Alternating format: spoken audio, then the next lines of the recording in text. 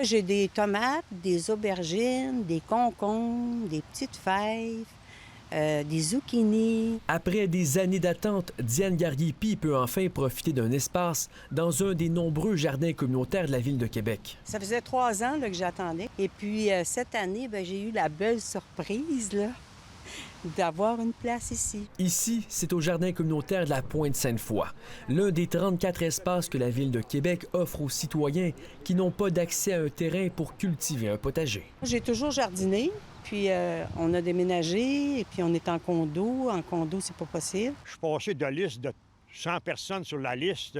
Je suis rendu à 350 environ. Pierre Levasseur est responsable de l'Association des jardins communautaires de Sainte-Foy, qui compte au total 500 petits lopins de terre répartis dans 3 jardins.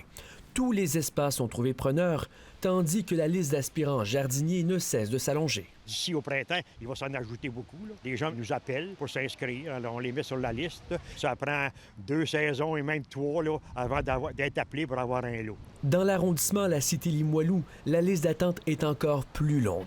Elle est passée de 413 noms en 2019 à 2380 cette année, en hausse de 476 %.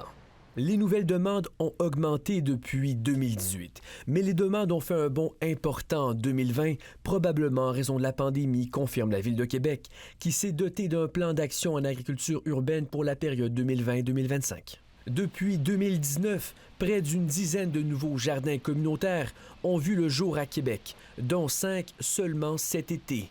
Malgré tout, la Ville peine à répondre à la forte demande. On a beaucoup de personnes aînées dans nos jardins, mais de plus en plus, on a de jeunes familles. Ça pousse vraiment bien cette année. Je suis très contente de ce jardin-là.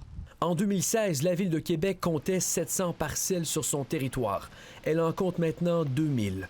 Un chiffre qui est appelé à augmenter puisque de nouveaux projets devraient être annoncés en décembre prochain pour la saison 2022.